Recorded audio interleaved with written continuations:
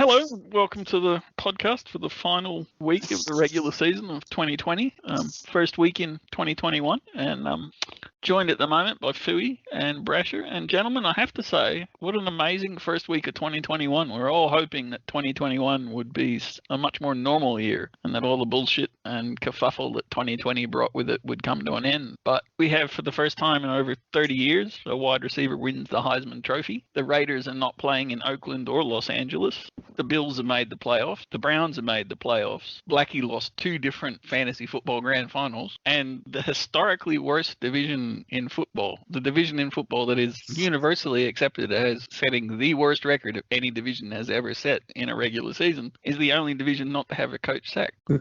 Welcome to 2021, gentlemen. Oh, and did I mention the Browns made the playoffs? I'm not quite sure what of those things is the weirdest thing. What do you reckon, Fui? What's the weirdest thing that happened in the first 5 days of 2021 in NFL, not in your personal life? Oh, geez, all right. In that case, well, that narrows it down a little bit at least. It was not a great start as a Packers fan with Bakhtiari going down with an injury. Waking up to that on New Year's Day was not fun. But I think it's the weirdest thing in the NFL is. Oh, we'll talk about the Eagles later, but yeah, I think overall it's the Browns being in the playoffs. It's 20 years of mediocrity, and I've said earlier in the season that I think they're on the right path. So it's not completely unexpected, but it's still weird for long-time fans to see the Browns in the playoffs. Tell me, Fui, you weren't expecting Pittsburgh to recover that onside kick.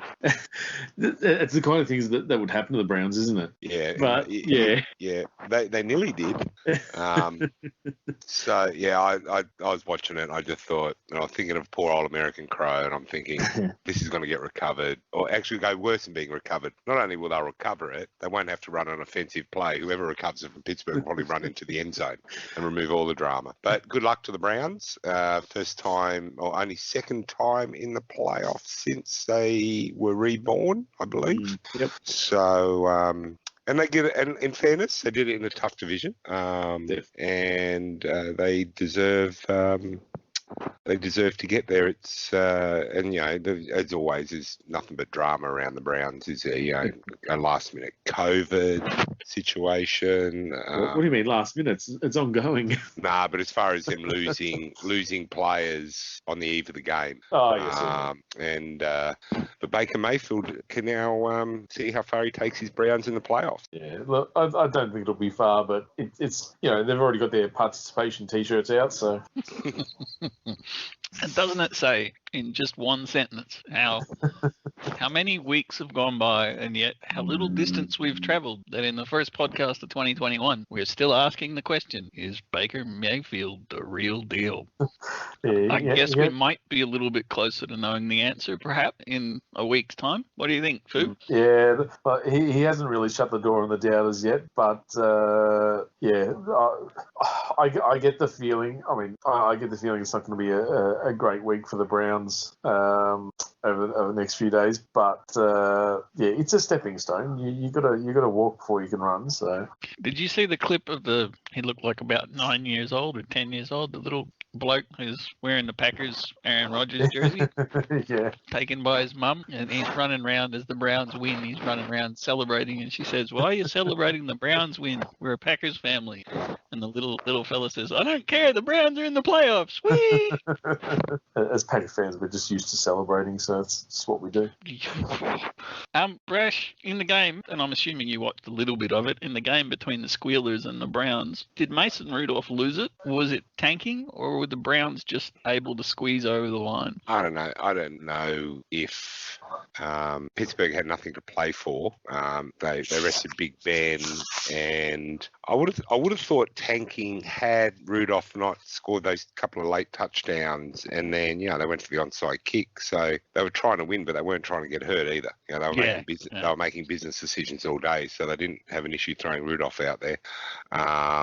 No, I don't think any team. It's always dangerous to gamble with good form. The Steelers were not exactly in a lot of stellar form over the last 5 or 6 weeks, and managed to turn it around the last couple of weeks. I think the last thing they wanted to do was, even though they'd rested a few, was to not play to their ability. Yeah, I don't think they wanted to go through the motions. So I think the Browns. I don't think Rudolph puts a lot of fear into a lot of oppositions, but they did what they had to do to adjust, and maybe they were. I don't know. Maybe it was Browns probably thinking they had done enough early, and maybe let Rudolph play a little bit better. It's amazing how these second and third tier quarterbacks can look good when you dial down the pressure. And when the game was on the line, Rudolph looked pretty ordinary. I think it was still trying. Remember, he's still playing. He's playing for a job. Yeah, there's no guarantee he'll be back next year as a Steeler. So he'd certainly want to be able to look like he can be an admirable or a serviceable backup to whoever ultimately will be the long-term starter in Pittsburgh when Ben retires. So the Browns did what they needed to do, and in typical Browns fashion, they didn't let people turn off to other channels and watch other games. It's exciting, yes. So it was the exact opposite of the Dolphins-Bills game, which is basically over by the 7-minute mark of the first quarter. The Dolphins just a bit overwhelmed, or are the Bills really that good, Brash? Both. I think the Bills. I've said already, and apologies to Browns and Steelers and Ravens fans and the whatnots in the league. I really do want to see Kansas City Bills AFC or Championship game. I don't know. I haven't seen the seeding. I haven't gone that far, whether that's even possible at this stage. But I certainly hope they do play each other somewhere in the next couple of weeks. The Bills did what the Bills intended to do. They are now the AFC West champions, and they were going to East champions, and they were going to make it clear to everybody that they are the new big kid on the block, and good on them for doing that. And I think the Finns were a little bit overwhelmed, and their new quarterback was probably the leader of being overwhelmed for the day. Yeah, big questions, and certainly all that power on the board is certainly not a fan of Tua's. As our resident quarterback whisperer, Fui, what's your view? Is he still got potential, or is he another Mason Rudolph? Yeah, no, I think it's a bit rich to be completely writing off Tua just yet. It's almost laughable that I've been reading on some websites that Dolphins will now be looking at a quarterback for with pick 3 a year after taking Tua at what, 5 was it? So yeah, no, I think it's a bit early. You don't write off your top draft picks after. Well, and he's had some good moments.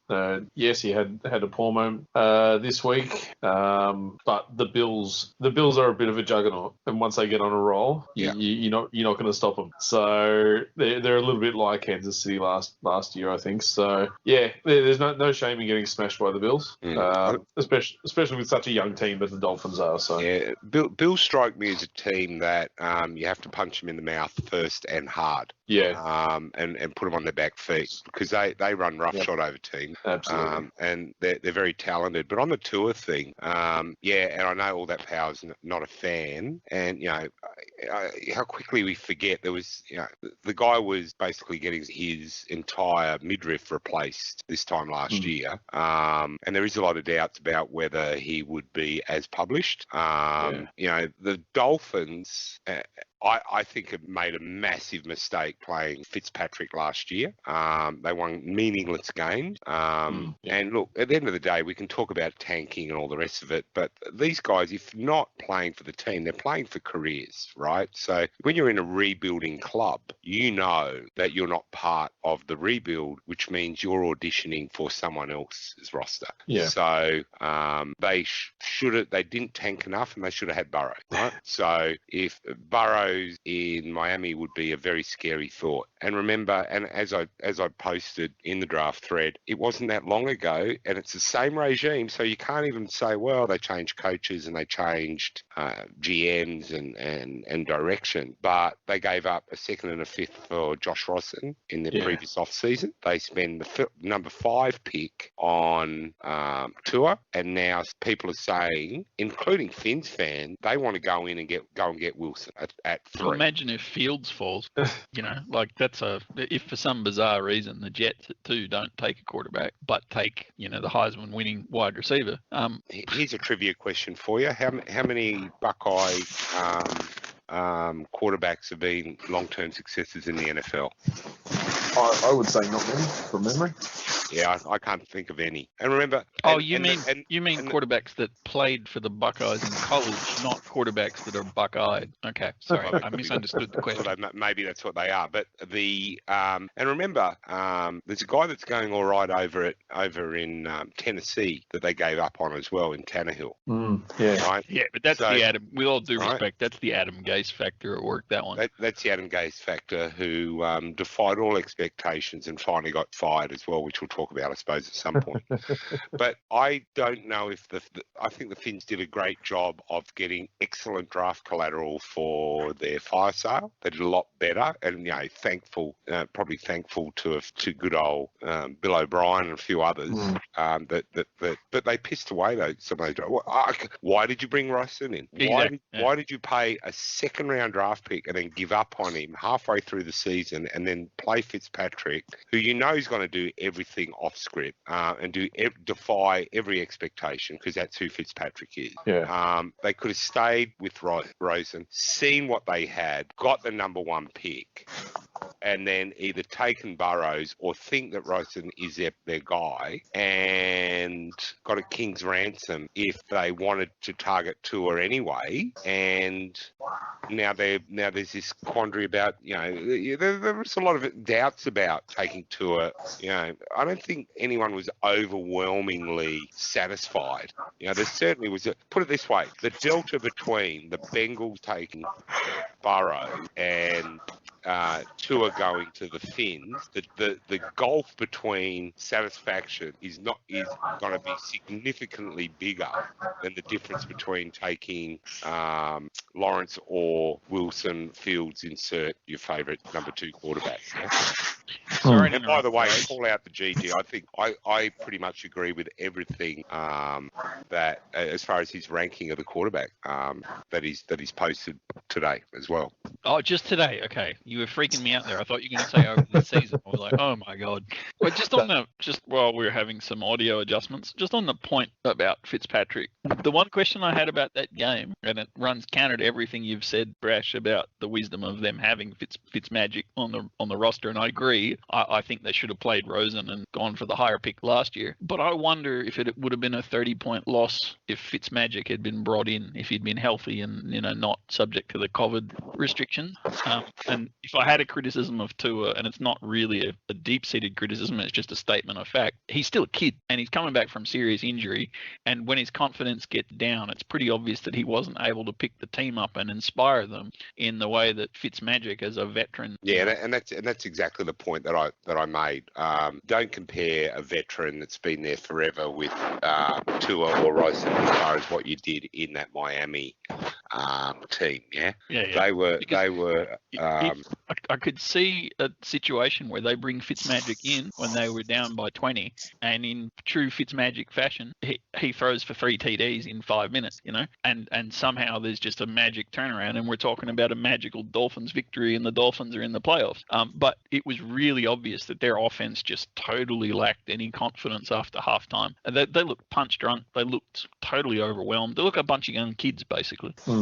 And I'm not sure if the Bills were that good or the Dolphins were that bad. You know what I mean? Like, I think some of those Dolphins TDs were super easy, and you wonder, are they going to get the same sorts of easy TDs in the playoffs? I don't know. We'll see. The Bills are no joke. Oh, no. And I don't mean to suggest that, Josh Allen's having a fabulous year, and their defense, when they're on, their defense is right up there with the best in the league, aren't they?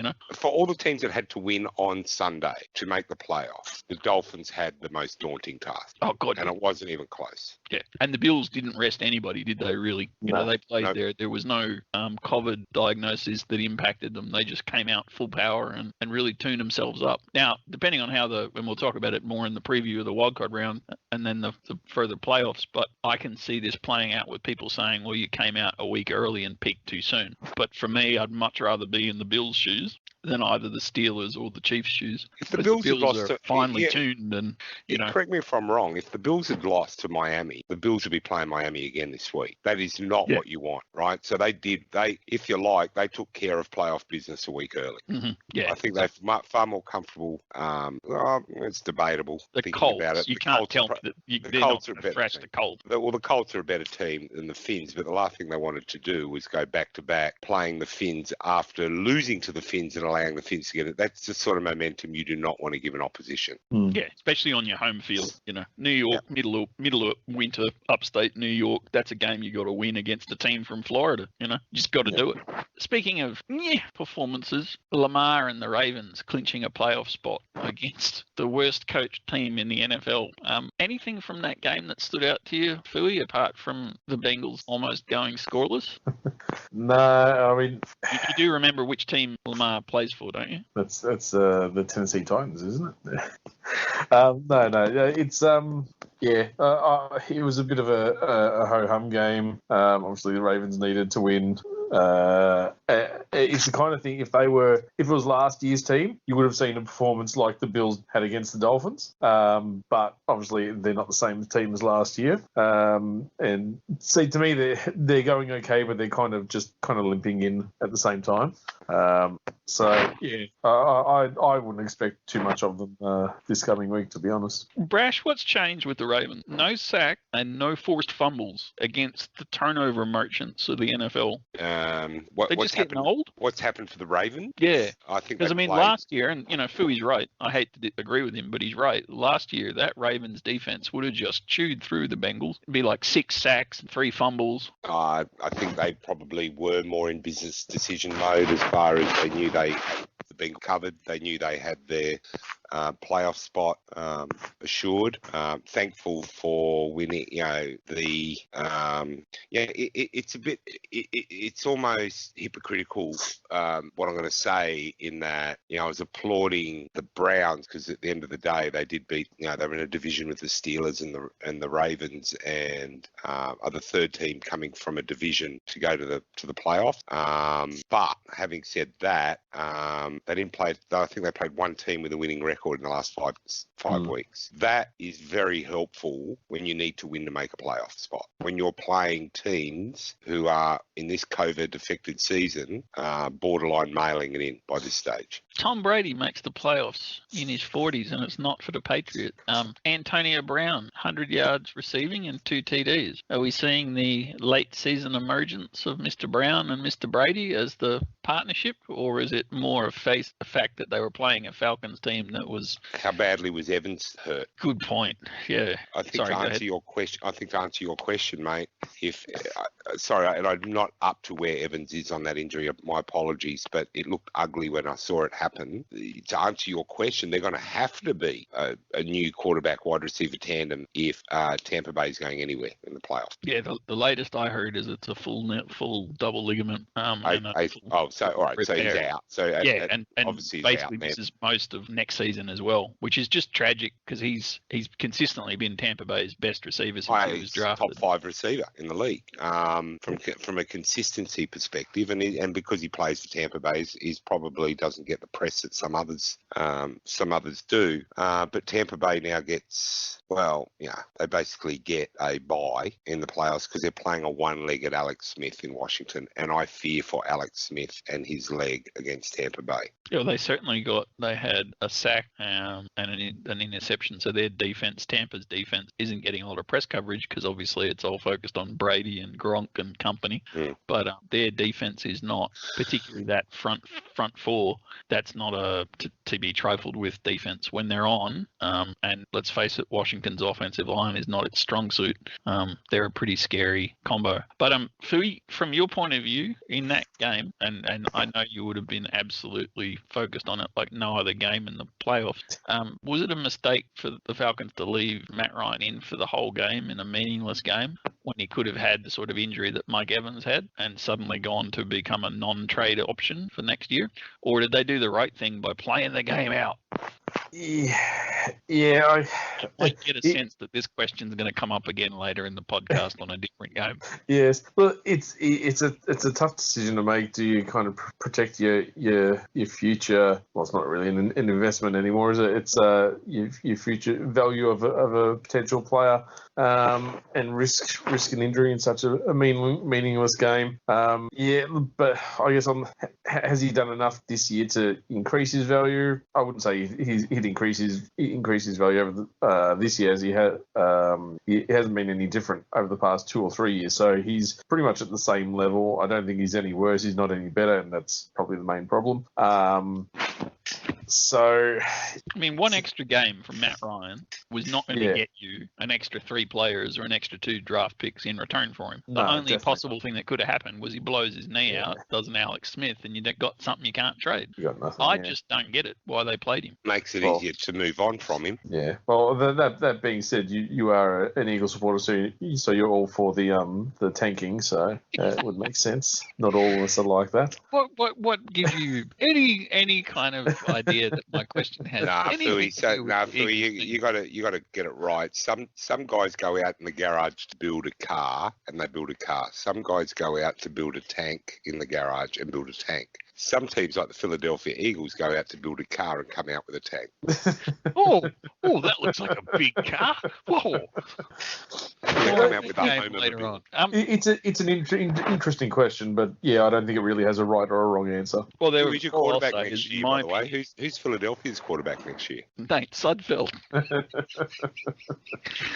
In my opinion, we could have been sitting here talking about how stupid the Falcons were in completely obliterating one of their very few trade chips if Ryan had sustained any kind of a serious injury. And they are incredibly lucky in what was a totally meaningless game for them. They are incredibly lucky that he didn't get hurt, especially given his age, They may be prepared to roll with him next year, because if not for their own ineptitude, they could well have been in the playoff. Oh, Calvin Ridley's a bloody good wide receiver, young wide receiver. They still got some talent there on defense. But it was one of those games where why on earth would you play anybody that, whether you want to trade him or you want to keep him, he's your key quarterback. You got nothing to gain by playing him. Why are you playing him? Anyway, it's not like the Kirk Cousins situation in Vikings land where they want to play him so he does get hurt, so they've got a reason to medically claim his contract and get somebody else in. Brash, I'm going to start with you on this one because I know this isn't a game you would have watched, but I'm sure you've seen the replay of what is the worst officiating call, and thank God it happened in a T-tail game. The roughing the passer call that was so bad that Kirk Cousins stood up and said to Tracy Walker, "Sorry, that was rubbish, man, but I'll take it." You are familiar with the call I'm talking about, right? Not specifically that one, but the fact that you said dubious roughing the passer call is all I need to hear. They've been going on all year. This was special. Let me get it, and I'll post it in the chat thing, and then you can give me your views. Fui, did you see it? I didn't see it either, sorry. What an utterly wasted question that was. Because every week there's half a dozen of them. No, this was special. What they need to do is have 2 versions like they used to do with the old roughing the kicker, where they had a 5 and a 10 metre. They need to have, that's a soft cock 5 metre penalty for roughing the passer, and that's a fair dink, and you rolled out the 18 wheeler and tried to run him over, 15 metre penalty.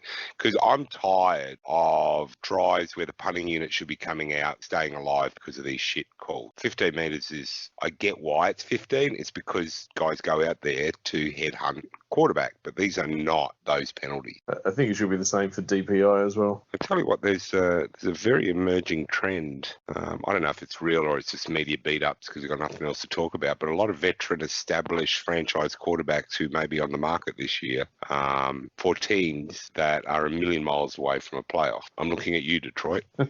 You could have Matt Stafford, Matt Ryan, Cam Newton, Jimmy Garoppolo, Kirk Cousins, your boy in Philadelphia, all looking for new jobs. Yeah, can be quite a few. Yeah, only one of whom is horribly overpaid and No, there's a couple. horrendously. Jimmy There's more Garoppolo. than one. Yes. Jimmy Garoppolo is not overpaid. He's overpaid for minutes he plays. He's not overpaid anywhere near the level of Carson Wentz is. All right, let me Have a look at the little Twitter thing that I just put in.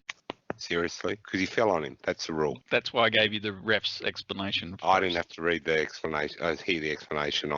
That's the rule. What could the defender have done differently? Didn't have to go to ground for starters. You grab the player to the side and He you take surrendered. him down on your side and roll rather than coming down with your full body weight. So I like the solution that I think it was DRD had, which is in terms of quarterback, from here on out, it's just touch football. You grab the towel out of their belt and they're down. Oh, that'd suit me because that way we'd be able to tackle Russ Wilson.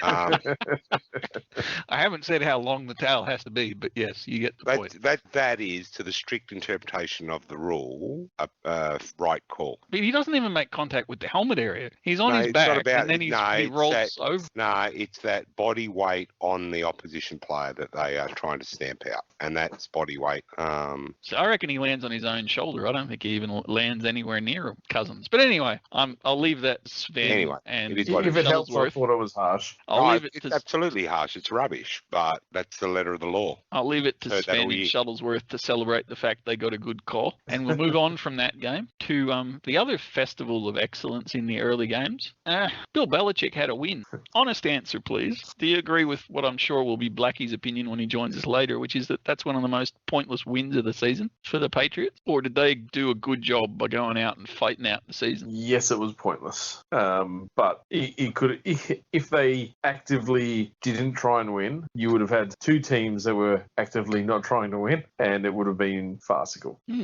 Brash, I'm sure you agree with Fui's careful and studied comment. I think the Jets are just so bad in the last quarter that the Patriots couldn't be worse to lose. Let's put this in perspective. The New England Patriots have thrown 8 touchdown passes this year, going into that game, and threw 2 in the last quarter. That's when the tea towel's in the rack. It was that sort of They game. were that bad, right?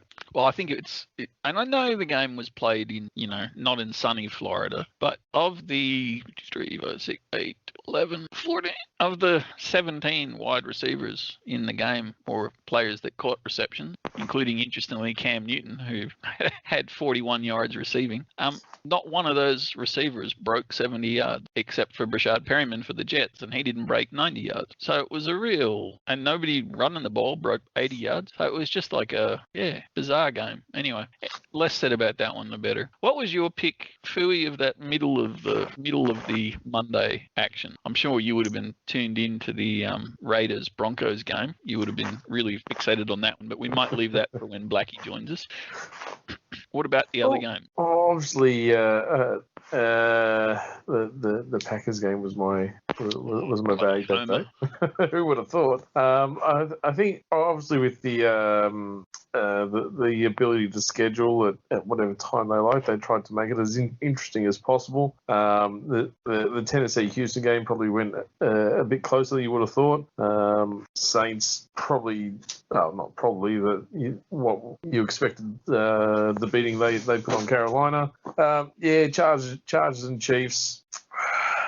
Probably the biggest surprise. I think if you're a Chiefs fan, you'd want to probably go into a week off with a bit of a win, even against the Chargers, and probably not going as hard as you can. But yeah, what do you expect with Chad Henne at quarterback, I guess? But I still think you want to go in with I've forgotten the word already. Momentum. Momentum, that's the one. Jeez, I've had a that's rough scary, day. Brash. You actually read his fucking mind. I guess there's not a lot of pages in that book, but you still managed to read it. Brash, for you, I'm going to go straight to, we'll pretend that the Seahawks-49ers game didn't happen. We'll talk about that later. But what do you make of John Worsfold starting at quarterback and winning for the Rams? Does it say more about the Rams, more about John Worsfold's multi-sport ability abilities that we didn't know about? Or did Arizona just shit the bed? How are they not in the playoffs? See what happens when your starting quarterback goes down? You don't win. That's what Yeah, happened with the they did. Cardinals. And the argument could probably be... But what about the Rams? They but had it's John probably that fucking not- Worsfold there's at quarterback. There's probably not that big a drop-off when Goff doesn't play. I like it. But shout out to the first game debut quarterback who got one of the Los Angeles teams into the playoffs. Kyler Murray played for the Cardinals. He only threw for 87 yards. Yeah, he was injured early Excuses. Yeah, it's pretty hard to throw passes when you're in the medical lock room. Yeah, well, they still had bloody I'm sure he would have got DeAndre flagged Hopkins for and an illegal formation if he was trying to do that. throwing from the tent. Throwing from the tent. So, yeah, Kyler Murray was off injured, and that was it. Look, I like I said, I've always maintained with the Cardinals, they do the really spectacular things really well, and they do the basic things really poorly. And yeah, sure, Kyler Murray got injured, but playoff spot on the line against a backup quarterback, and you couldn't get it done. Probably says all you need to about the Cardinals. Mm-hmm. And conversely, if I was a Rams fan, I don't know that I'd be signing up the former West Coast and Essendon legend, Mr. Worsfold, to a long-term deal. I think it was a complete underperformance by Arizona rather than a spectacular performance by the Rams. Scored 7 points. Rams scored 8. Lowest scoring game of the weekend. So it says all you need to know. Conversely, we had old mate Aldat Power's team. He finally got to see his beautiful love child PJ Walker come out and play 3 interceptions and negative fantasy points. Funnily enough, he's still more critical of Tua than he is of PJ. Meantime, and you'll love this, Brash, because I know you love the dude. The old stats patter, another 200-yard 3 TD game. Breeze just keeps on going and going with these little 12-yard dinks. Not one of his receivers had more than 65 yards. Which has been pretty well his form all year. Yeah, agreed. For the past 4 or 5 years.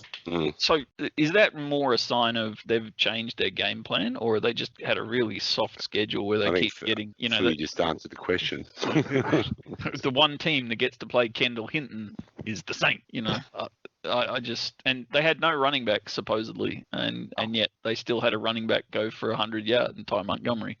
So yeah, it was. I don't know what to make of that game. Carolina was supremely disappointing, which fills me with joy. But I'm just not sold on the Saints. They don't strike me as super reliable. What do you reckon, Phil? They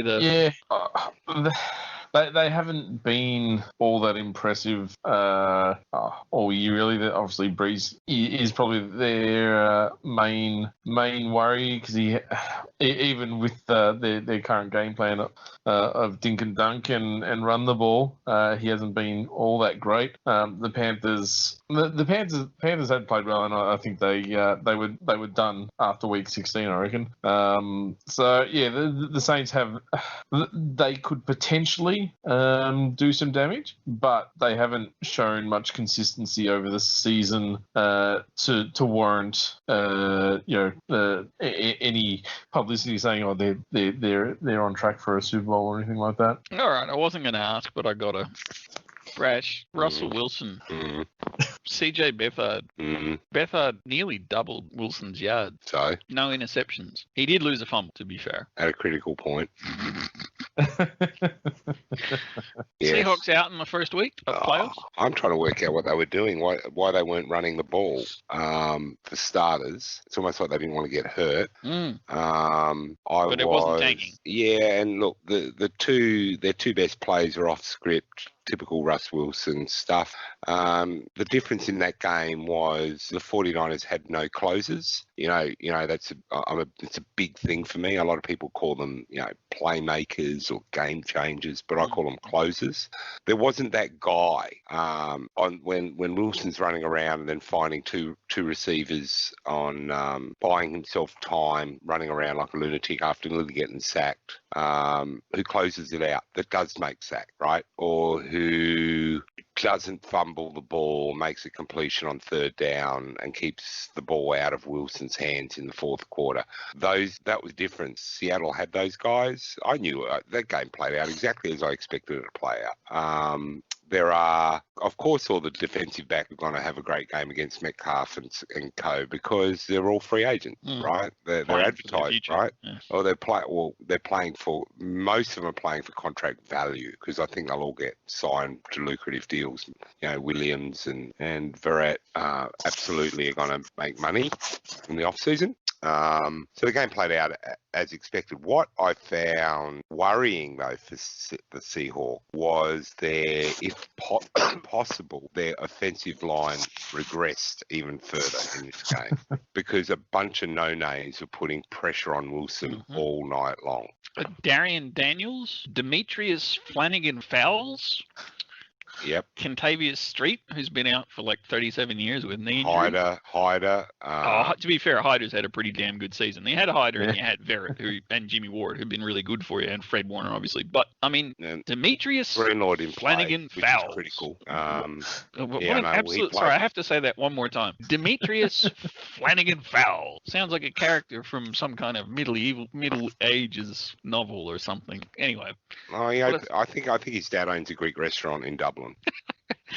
He had 2 assists. Yeah, and you make a really good point, which is that you got to ask yourself, as brilliant as Wilson's been in parts of this year, is that a really highly functioning Seahawks team? Were they maybe just playing within themselves for this week? Because they don't have a hell of a lot of momentum for the playoffs, that's for sure. No, Tyler Lockett's amazing. He's what he does for that team, and the mind melding that he has with Wilson is amazing. I don't see a great team in the Seahawks. In fact, I don't see a great team in the NFC this year. I totally agree with you. And I think every one of them has, like, the number 1 seed refuses to tackle, right? That's a fair call. There's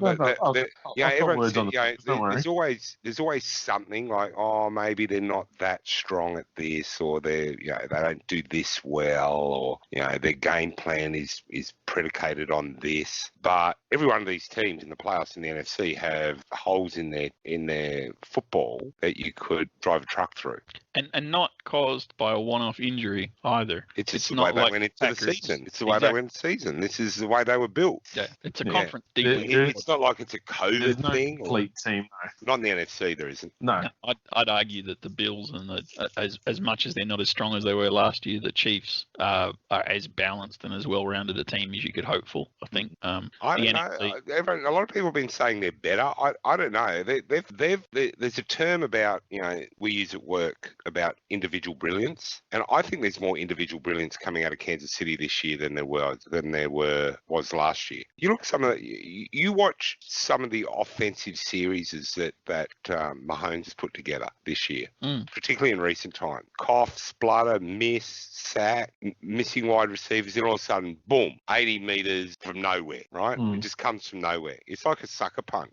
In that sense, it's much more like Russ Wilson than what we saw from the completely dominant Chiefs last year. It's a flashy play, it's a Michael Hardman or Tyreek Hill. Yeah, I'm just trying to work them out. I just don't know. And how many passes has Harmon dropped this year? Oh, yeah.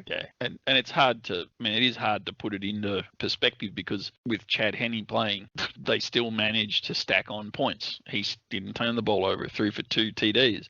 That's not easy when you're Chad Henne, unless you've got the likes of Michael Hardman and Darrell Williams, and they didn't have their number 1 team there, but they still were very competitive for large chunks of that game against the Chargers. But how good is Justin Herbert? Can we all agree, Fooey, that we have a underrated quarterback who's clearly dominant offensive rookie of the year?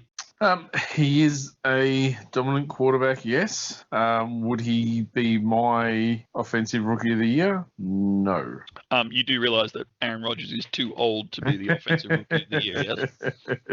I do realise that, Jefferson would have to win. Jefferson is my pick, yes. But I was actually talking about it with someone else earlier today. Randy Moss's record. That's right. That's all you need to know. A quarterback has more But then Thank you, again, Fooey. but then again, Thank you, Herbert. Fooey. But then Herbert threw a rookie record for passing touchdowns too. Yeah. So, My thing is, a quarterback has more control over wins and losses, and I don't think they won enough for. He'll be a very close second in my opinion, which is obviously quite important. But for me, it's Jefferson is the rookie of the year. I wouldn't be disappointed with either of them winning it. Yes, I'll leave it at that. Yeah. I'd agree with that. Yeah. I think you gently overlooked the fact that Mr. Herbert, unlike Mr. Jefferson, wasn't the starting player at his position in week 1 of the season, Well, neither was Jefferson. Jefferson sat out the first 2 weeks.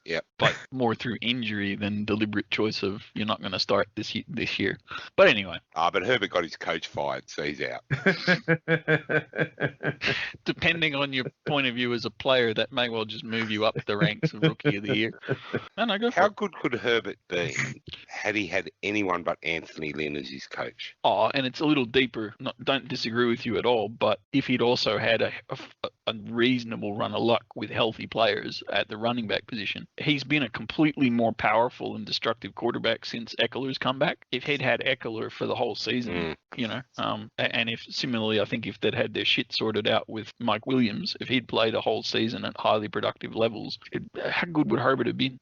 But it's so San Diego, isn't it? Oh god, yeah, and All glitz and amazingly glow, right. and then nothing underneath. Lynn is, for all the nice human being that he came across as, and he did come across as a very genuinely lovely guy on that Hard Knocks series, he's a shit coach. Sorry, dude.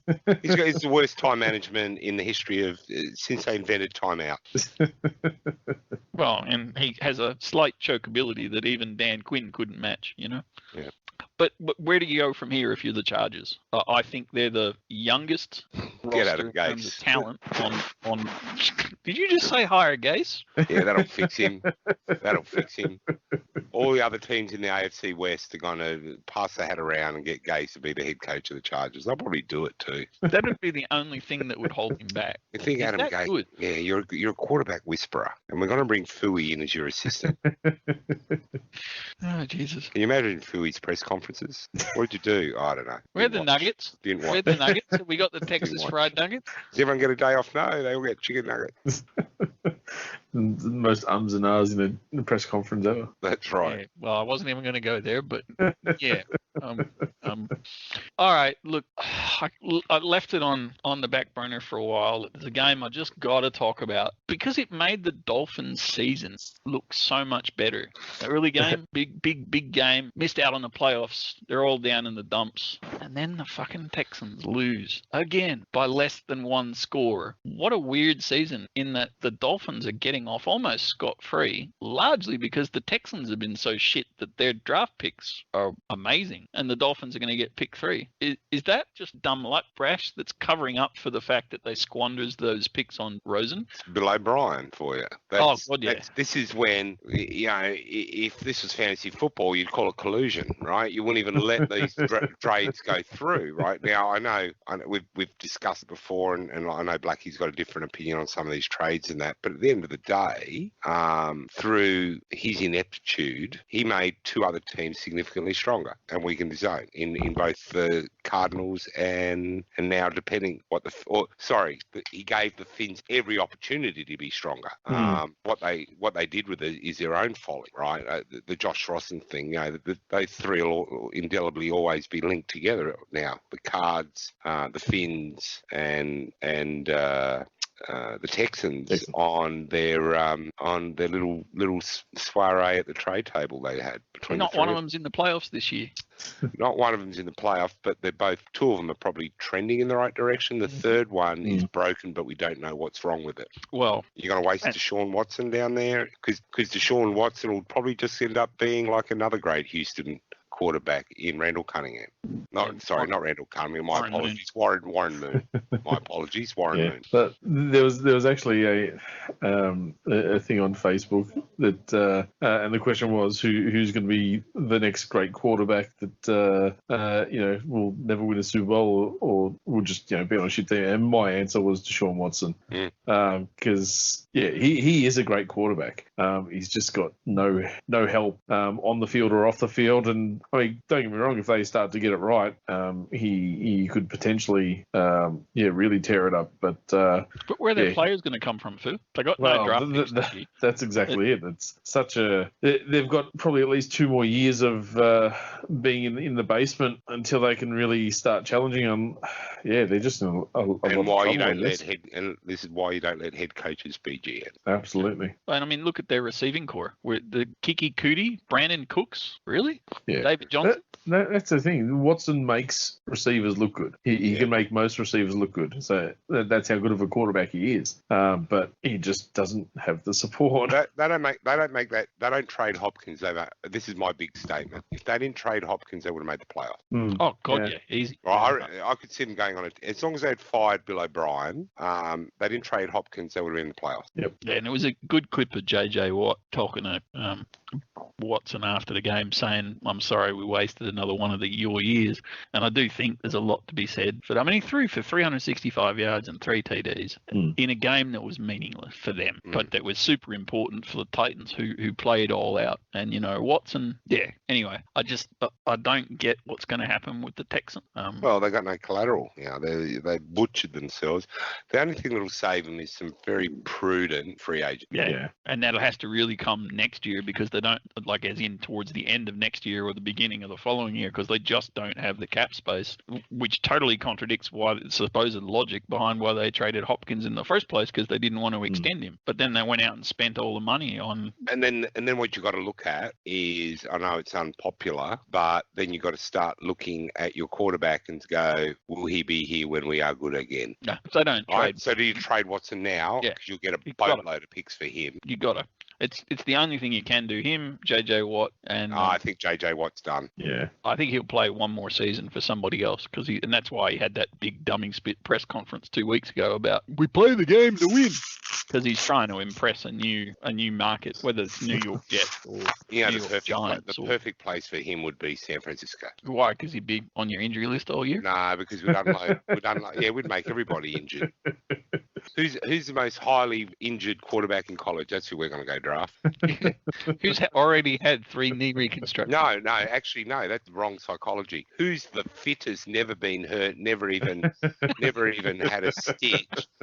That's the guy we need to take, because we'll turn him into an injury wreck. JJ Watt replacing D Ford across returning Bosa would be very impressive. Speaking of very impressive, and we're still holding Broncos-Raiders game for later discussion, but how fitting was it that the 2020 regular season wrapped up with a display of what can only be called unquestionable awesomeness from 2 of the teams in the 8th best division in football. Yeah. It is the 8th best division, and arguably these were 2 of the teams in the 8th best division in football. I believe that this entire second half sequence was something like punt, interception, field goal, punt, interception, punt. Surely you would agree, Fui, that is exceptionally brilliant football to watch. 5 takeaways, a score, and some magnificent punting. What else do you want? Well, class punting is few and far between, and the Eagles have a good punter, as do the Washington football team. So I don't see what you're complaining about here. We're getting to see the best players on the team. Absolutely, and Cam Johnson remains in my favourite books for a reason that we'll leave until Blackie's on the podcast. But in all seriousness, Brash, what a spectacularly, gigantically enormous exclamation point to put on the quality coming out of the NFC least this year. Were you sad that Alex Smith wasn't able to dominate this game? I was happy Alex Smith survived this game. He's on one leg. He can't move off the spot to throw the ball. I am very worried about, he's playing, what were they saying? He's got foot drop. And he's got to wear a brace. And they're going to roll him out as quarterback in a playoff game. With that offensive line. Forfeit. Just forfeit. Forfeit. Now, come on. You know what the answer really is. Heineken! Who? Heineke. God. Well, it's not Dwayne Haskins, is it? No. Not anymore, no. That's another quarterback that's out there wandering around next year. There's got to be some quarterback movement next year. Actually, how fucking funny would that be if they put their hand up and say, Dwayne, Can you come Dwayne, back just we for made a a game, mistake, please? mate. Just for one game. Fuck you. And you got to give them credit. They do, between Antonio Gibson, McLaurin, and arguably Steven Sims, they actually have some offensive weapons there. But Smith he's like you say, he's so hobbled. It was like holding your breath every He play. can't move off He the could get mark. hurt. He's okay if he can pick it, if he can throw from his spot. But as soon as you move him off the spot, He's done. he was hobbling, and there was zero. Like there were a couple of times when he got flushed out of the pocket, and he's never been blessed with the biggest cannon of an arm, but it's been serviceable. It's NFL standard. He struggled to get the ball when he was throwing it away back to the line of scrimmage. Mm-hmm. There was half a dozen times he got flushed out of the pocket, and he does throw it away quickly to avoid sack. I've seen enough of it over the years with him. But he was struggling to get the ball to the line of scrimmage. A couple of times I even thought, if the defensive back had been looking the right way, he could have intercepted him. Mm-hmm. And I expect there will be, if they start him in the playoff game, I reckon the cornerbacks and the linebackers will be hunting exactly those passes because they were, you're right, they were easy interceptions. Well, I hope they're the walking wounded, old Washington. So we'll see. They gave up 2 interceptions to what's universally regarded as a set of cornerbacks. Apart from Darius Slay, every other cornerback was on the street 3 weeks ago. And some were on the street last week. Yeah, and the day linebacker before. core for the Eagles, with the exception of Alex Singleton, the linebacker core was also on the street. So they're basically throwing against a backup set of linebackers and safeties, and they gave up 2 interceptions. You put them up against a proper defense in the playoffs, and it's going to get ugly. And all that said, somehow, surprisingly, the narrative of this game is not how vulnerable Washington looked, but something else. And I might have missed it. Philly, what was your take on the narrative on this game? Oh, hang on. It was that Greg Ford has a great future at quarterback for the Eagles, yeah? Yeah, that's a possibility, yeah. Well, I mean, you're going to chuck every other person that's not Jalen Hurts in at quarterback, so you might as well throw him in as well. Wentz comes back, maybe? Oh, no. Sorry. I lost you. All right. What do you say, Brash? What's your cap hit if you cut him? Greg Ward? Wentz. Probably nothing. $34 million US if we cut him. Salary cap hit next year. That's next year, and then I believe there's other 10 or 15 the year after. And if we trade him, I think it's 33.8 million if we trade him. So my pick is we will do a deal where we trade him to Indy. We give up a second round pick as well, and Indy and Wentz's agent agree to redo the deal so he gets more guaranteed years than he's got now, but lowers the cap hit a little bit. And you'll set a second round draft pick over with him. So you'll do like Osweiler did. Oh, all the powers with Indy. I mean, with that massive contract coming over, and they're probably the only team that has the cap space and the interest in taking on and absolutely zero quarterback. Yeah, and has Rivers announced he's retiring? No, not yet. But he knows that if the trade comes up, that's it for him. But I mean, it's the personal connection between. So both Reich and Wentz go to the same church in Philadelphia, and you got like a really deep personal connection, and that's the only reason that people are even really talking about it going ahead, because of that personal kind of level of connection. And to be fair, Frank Reich was the key driver of Wentz when he was in his initial period of brilliance. So here's a question for you, Brash, and it's a shame that Slack's not around. I might ask him later on the same question. Last year, Wentz became the first ever and it's hard to believe. I even had to look the stats up because I thought, no, that was 2016, but it wasn't. It was last year. He became the first quarterback in history to throw for more than 4,000 yards, but have no receiver record 500 yards. And he also became the first quarterback to have no receiver record 500 yards to also throw for 20 TDs in a season. Here's the question. Was that because the rest of the division was just so shit last year? Or did something just happen where he's gone right off the boil? Well, it was pretty shit last year, and you guys never had a guy emerge as a number one wide receiver. And you were still throwing the ball around all over the place anyway. So, and you were playing in the shit division. Even shitter. Was it shitter last year? That's debatable. That's my legitimate question. It's hard to believe with all the negativity towards the division that the division has so rightly earned this year, but I can make the argument, I reckon, that the 3 other teams in the division were even worse last year than they are this year. Yeah, probably. Well, coaching changes would suggest that, yeah. Every one of them lost their coach last year, yeah. And that's the only reason why no one got fired this year. Yeah. So, what do you reckon, Fu? What's the answer? Guys, I'll be back in a sec. I just need a couple of minutes. No worries. Keep going. What's the answer, Fu? Is Wentz? He is the question. Is he? Sorry, can you repeat the question? What's the answer, given how bad Wentz was last year? Mm. Are they real stats, or are they padded by the fact that the division was so shit last year and people just didn't realize it? Yeah, sorry. I think it has more to do with the fact that you didn't have. There was no. It was a turnstile at wide receiver for you guys over the probably past 2 years, even 2 or 3 years. You've never had that. You haven't had that true number one for a while. Although Jeffrey is supposedly that, but he's never on the field. So I think it's partly that. I think it's partly it's everything really. There's no real one reason. Division's shit. You got no receivers. You've got you've always had decent running backs who catch out of the backfield as well. So I think it's a mix of everything. Thank you for not answering the question. I did. It's got multiple answers. None of which you chose. I gave you so many different places to take that question, including criticizing the Cowboys, the Giants, and the Washington football team. Can I criticizing Wentz, and you took none of them. There's one person I do want to criticize, and he plays for the Philadelphia Eagles. And his name is McGill, who's a defensive lineman, who clearly tried to take out Alex Smith's knee in that game. Do you want to know what his reward was? What was that? He's just been signed to a 1-year contract. So he was a practice squad player. He was elevated because they were resting Fletcher Cox and a couple of other supposed COVID injuries. So he was playing as a practice squad player, and they liked his little display of practice dummy squad stuff that they've signed him to a 1-year extension. Because that's what I was going to say. I would not want him on my team. That was clearly a second move after he already knew what was going on.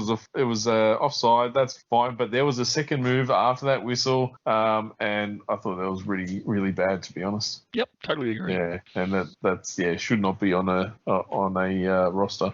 But hey, reward him. Yeah, reward him. Why not?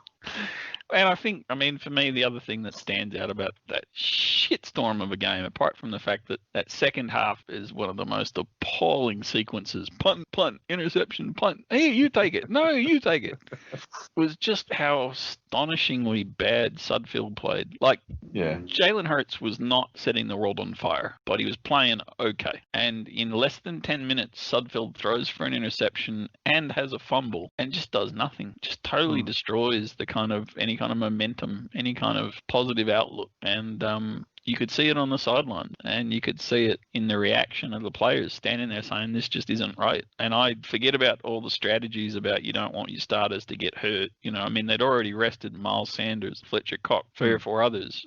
Wentz, obviously they're putting cotton wool, looking forward to the trade possibilities. But there's a way to make sure you don't lose the game, and then there's just outright stupidity and tanking. And what Peterson did, whether he made the choices himself, whether he was directed by Roseman, it crossed the line, Yep, definitely. And the fact that you had a veteran guy like Jason Kelsey get as upset as he got, the fact you had your quarterback who'd played 5 games or whatever it is in Hurt getting upset and mouthing off with his helmet off about it's just not right. Those guys know that they're being picked up by the cameras. Yeah, they know there's cameras everywhere.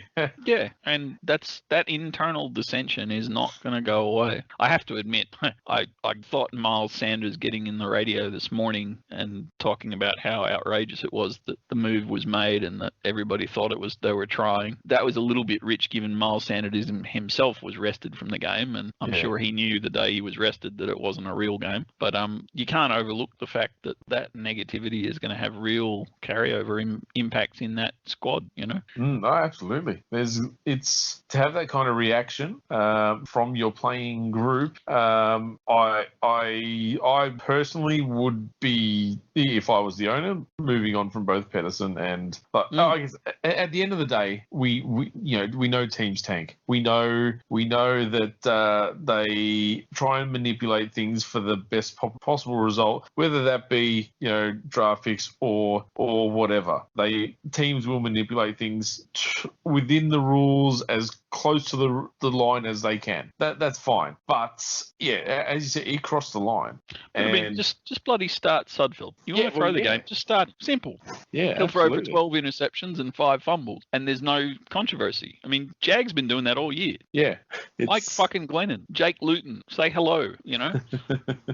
But in a competitive game, the last 10 minutes of the game is not when you pull that shit. No, definitely not. And like I said, the players will remember. I don't. If you don't get rid of the Roseman Pedersen combo now, you're setting your team back again. Just not that they're bad at what they do, because they've done the job for you in the past. But these actions in the last 10 minutes of this game are going to have far-reaching consequences if they stay. Oh, forget about the last 3 seasons. People remember the Super Bowl, and they remember the last 10 minutes of a meaningless, pointless game from Week 17 of the regular season in 2021. Yeah, absolutely. That's the 2 memories people will have. And the one thing I will say is I think Lurie's done exactly what he did to Chip Kelly when Chip Kelly started to lose the players and his machinations as general manager were turning people off. Lurie could have turned around and booted him straight away, but he didn't. He pulled Roseman out. He put Roseman up in the upstairs suite and said, "No, Chip, you want the keys? Here's the keys, baby." And 14 months later, Chip Kelly was out the fucking door. And I reckon Lurie is giving Roseman one last chance and Peterson one last chance, knowing full well that by week 6 next year they'll be gone. Both of them. So that's just my take as an Eagles fan. It was one of the most disappointing things to have to watch on television, simply because it was too overtly obvious. They could have left Hurts in there and had Hurts throw the ball to JJ or Sega-Whiteside, and we all know how that would have turned out. Yeah, and that is the main problem, though. It was just too obvious because, we know teams are going to do that. We accept that. You do the best for what's best for the team. But, to do it, prime time, just before the biggest month of the football year, with everyone watching because it's the only game on. It blows my mind that they even thought it was a good idea. Yeah, it's just too obvious. Yeah. What do you think, Brash? You back? Yeah, I'm back, mate. Sorry, I missed what's the. We were just talking about the highly outstanding play and a really sportsman-like display of outstanding competitive football that was expressed in good spirit by both teams for 45 minutes, which was the magnificent coaching display by the Philadelphia Eagles. You need me to reaffirm that? You need me to refute it? What do you want me to say? Do you have an opinion on it? The less said about the NFC East, the better, as far as I'm concerned. We've got one more week to tolerate their existence in the 2020 season.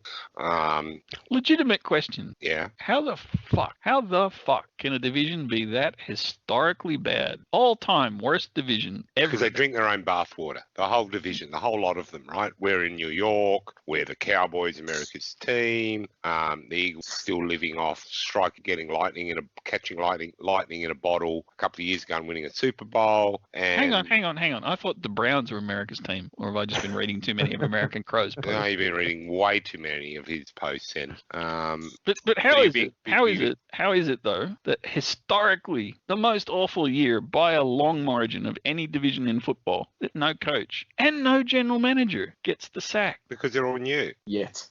Ooh, I like it, Fooey. I like it.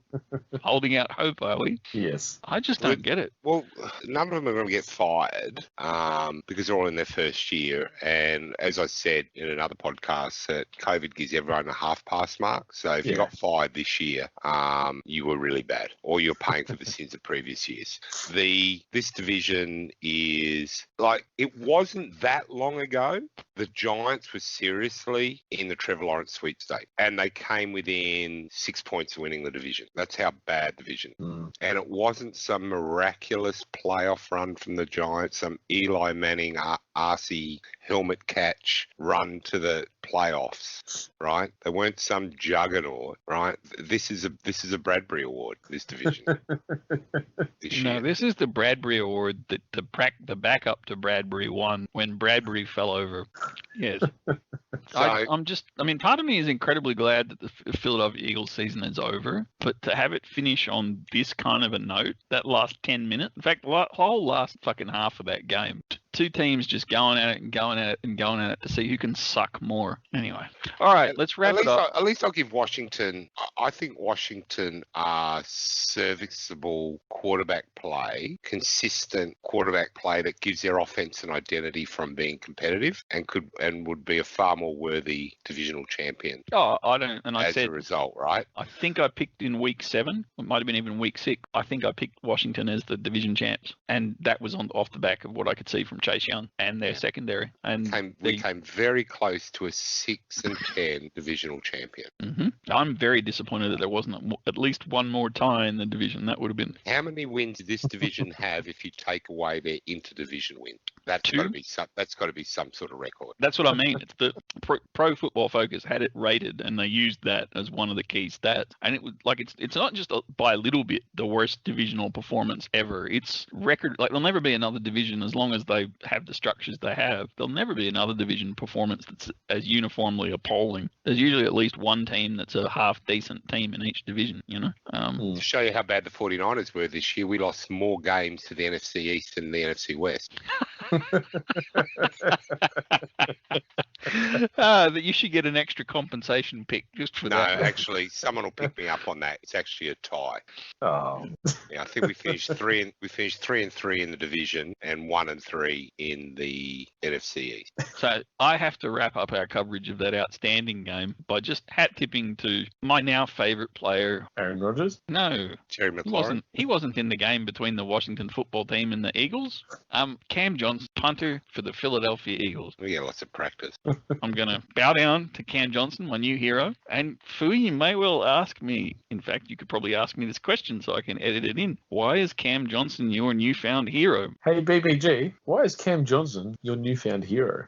Because in the week before the week before, so in week 15, he managed to knock himself the fuck out on a punt, which meant DRD lost his playoff against me in the Empire League, which meant I went through to play in the grand final against Blackie, which I won. So I now have $300 burning its way through my pocket, thanks to Cam Johnson.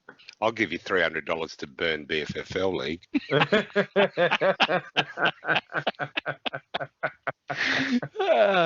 That is a shambles. That is an absolute. You had all week to scour the waiver wire for replacement players, and you didn't do a single transaction. Yeah. River Craycraft was available too. We should have taken him. Yes, the car that drives on water, Mr. River Carcraft. Yeah, we're not talking about that again, but I hope it's a lesson learned for the commissioner that you do not schedule Super Bowl in week 17. But that's the whole point of the league, is it forces you to randomly change your roster at the last minute if you really are in the grand final. Yeah, but it's okay when you got a 12 or 10 or 8 team league, not when you got 16. There is no waiver wire. Oh, I got 3 bloody good players off the waiver wire. Anyway, we won't talk about that.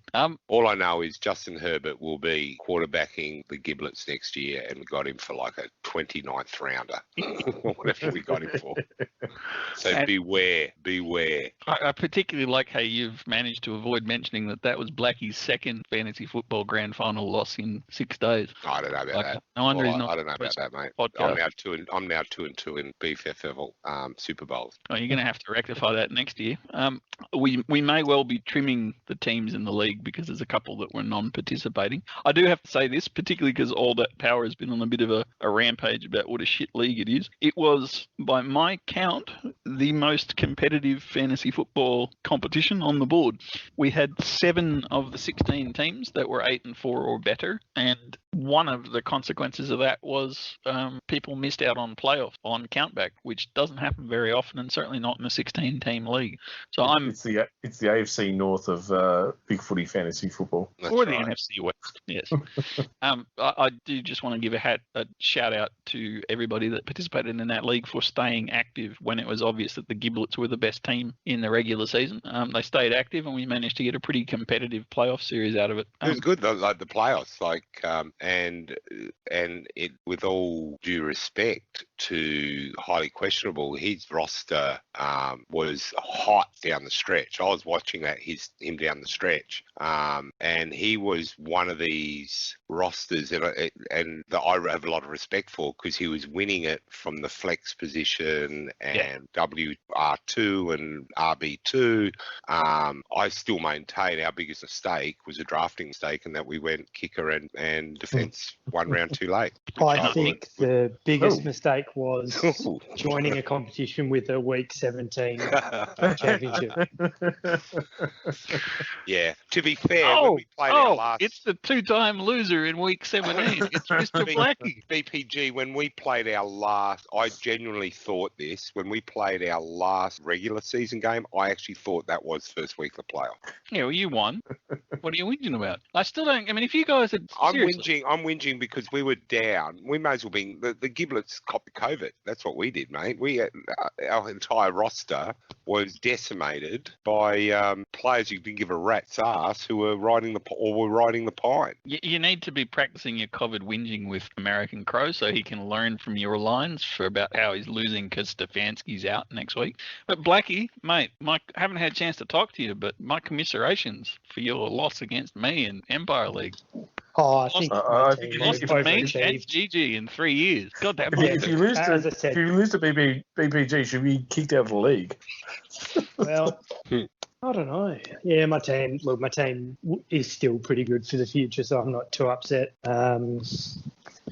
Got pretty good output from Herbert and CD Lamb and Diggs, and they're signed for and AJ Brown. So you get a nice little cash runner-up prize now that GG's restructured the prize money, which is good. You earned that. You had a good season. I feel for DRD who. I was saying just a minute ago, Cam Johnson's now my favourite player of NFL. That was incredible. Negative points for a punter. You guys don't agree with me, but I tell you, punters are the most important people on the field. They are, according to GG. Oh, God. He now wants to bring him into every other comp. Before we wrap up, given Blackie's joined us for the review of the Week 17 games, and I thought we were onto the playoffs. No, not yet. We'll do that. Rapid fire. We'll get that done pretty quick. Fuck, I don't want to talk about this season anymore. The regular season is almost finished, Brad. It is finished. I don't want to be rude, Blackie, but it was a very 2020, although it was the 3rd of January in America, it was a very 2020 game between the Raiders and the Broncos, wasn't it? Oh, I wasn't too displeased, to be honest. Secured a top 10 draft pick, and Judy had a breakout game. It'll be interesting to see what happens with him now that Elway stepped down. No, I enjoyed it. So it was perfectly okay for you guys to call plays and keep Drew Lock in the game and make sure you lost by 1 point. But when Doug fucking Peterson does the same fucking thing, he gets hung, drawn, and quartered. I know that's tongue in cheek. Look, I think all you need to do is look at the comments from Miles Sanders and a few of the other players to see that, what have you done? Improve your draft ranking by 3 picks and probably lost a portion of the locker room in the process. That's a very serious answer to what was meant to be a funny question. Well, look, I think, I don't know. It'll be interesting to see what happens with the Broncos. All bets are off now that they're getting a new GM. So. And interesting the way he announced that too, that Elway was very clear that he wouldn't be participating in the drafting. Yep. I thought that was an overtly explicit, if we screw up the next quarterback choice, it's not my fault. 100%, yeah. Because I think in terms of dealing with the cap side of things, he's actually pretty good. But, it's been hit and miss on the talent selection side. Plenty of good players. He's good at picking above average players, but hasn't picked many Pro Bowlers or All-Pro players. And obviously quarterback's the most important position on the field, so it'll be interesting to see what happens. You certainly had a run there in Denver of choices. We were talking before about the Finns and the way they squandered draft picks on trading for Rosen and how that didn't really work out, but they haven't copped much heat for it. Fair to say that I think most of your fan base is pretty focused on the quarterback position as the biggest fault or fouling, and kind of maybe not looking at other areas. Like obviously Von Miller not playing this year was a massive loss for you guys, yeah? We lost Jarrell Casey in the first week, who, was supposed to anchor the O-line. Brad Chubb coming back from ACL, struggled early on, then came good, then got injured again. AJ Boye's, been in and out. Callahan's always injured. I think they've done pretty well on the defensive side in spite of that. But I also think probably the thing that hurt us the most was losing Sutton, because he was Locke's favourite target, had really good chemistry with him. And, when he went out, it forced some pretty average players. Everyone talked about how good the supporting cast was. Fant missed time, was banged up. Judy, coming in as a rookie, it's a tall order to ask him to be the number one guy. And then you've got Patrick played really well, but anyone under that was well below average. Mate, I'd say you're missing Royce Freeman. Royce Freeman's a superstar for you, bloke. Yeah. Although, Devonta Booker, who I thought was one of the worst players going around, has actually carved out a pretty nice role at the Raiders, and it's actually been playing all right. So maybe it's the Broncos the problem. I didn't think he played that well against you. But, I just meant in general. I've been keeping up with him because I couldn't believe. I thought they only signed him initially because they wanted inside word on what the Broncos were doing, but I could have told them that. For free. Pass on first down, incomplete. Run on second down for 1 yard, third and long. Beautiful. To be fair, the Raiders are a bit of a reclamation factory this year with the way they've turned Nelson Aguilar around as well as Devontae. That's true. And what about Waller? Yes. I mean, they reclaimed him from the crackpots.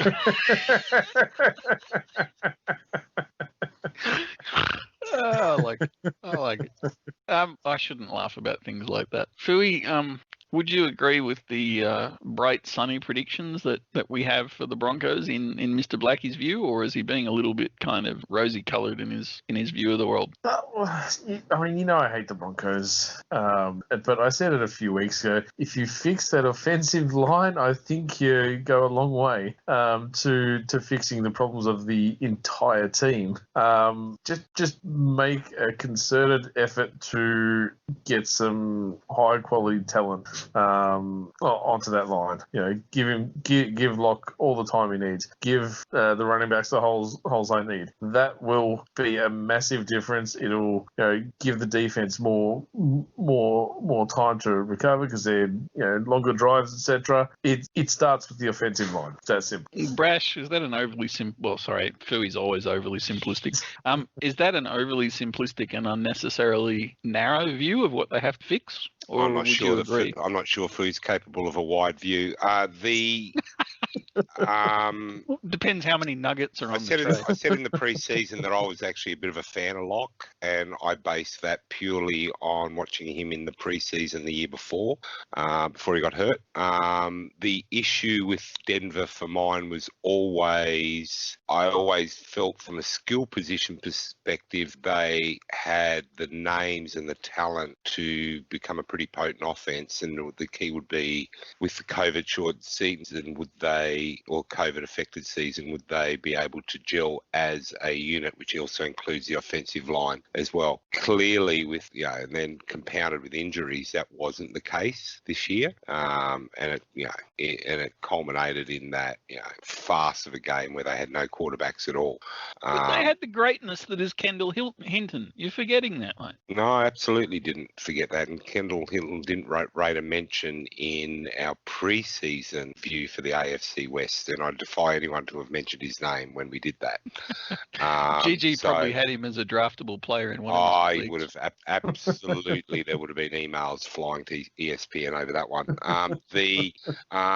So I think they are poised to be relevant next year, and the reason I'm not more bullish about Denver is Blackie hits it on the head as far as some star power around that. Good players, not superstars, and they play in a division that has three teams who will. Well, you got the Chiefs, and there's every reason to suggest that the other two will be better next year as well.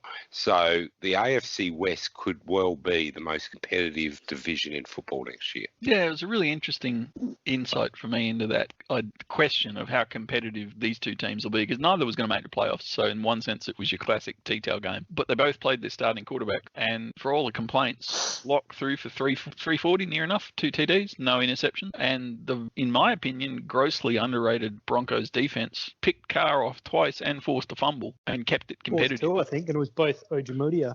Yeah, and it wasn't. And yes, Von Miller's not there, and yes, you're slightly weaker in terms of big names. But for me, your defense is up there in the top 3 all year. There may not be a pre-season next year again. There may not be. Right? Who knows? Right? Why wouldn't you get as much game time into these developing players as you could? There is no logical reason to sit Lock. Yep. He needs every. Yeah, they need to know what they've got. Yeah, he needs to play. The same as like when we were talking before, it was nonsensical for the Finns last year to not play Rosen for the whole year in favour of Fitzpatrick. There was no reason to. You knew what you had with Patrick. You did not. You needed to let Rosen absolutely stink it up beyond all recognition or show sign, and they didn't give him that chance to be on the bench. The thing is, the one thing we don't get an insight into is how they go at practice. And I think there's some instances where players, you can just tell in practice, are so far away from being able to start that's why they don't get the chance. True. Nate Sudfield.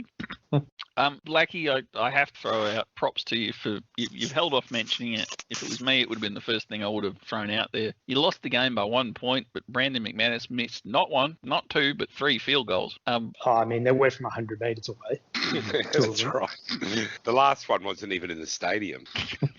It kicked it from the car park. But to be fair, McManus, much like the Texans, McManus kicking straight could have had you guys have another 4 wins this year. Is that one of your key challenges? Get a kicker that can kick straight? I think he was a bit banged up because he missed time. That's probably hurt him a little bit. No, I mean, he was AFC Special Teams Player of the Week a few times this year. I think the one that definitely springs to mind was when he had 6 field goals when Broncos beat the Patriots. Which will forever be known as the McManus game. Yeah.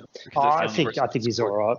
All right. It's such a weird position, though. But the only player that I want to give props to is Garrett Bowles, who looked like a certified bust and now looks like he's a Pro Bowl player. Yeah, well done. I wouldn't have rated him that high, but he certainly turned it around. Anything else you want to talk about, Blackie, given you missed the rest of the review of Week 17? No, I think most of the stuff I want to talk about is draft-related, so I'll keep that in the back pocket for a while. Yeah, we might turn to future podcasts for that stuff. As far as I'm concerned, Blackie, I reckon we should absolutely turn this full-time into a draft show from now on. Fuck playoffs. Yeah, I agree. Who cares? One of us does. Not this week, you don't. Not this week, no. Do you want to just hit stop recording? How much chance do we give Green Bay now the backyard is out? We're about to go there in the next episode.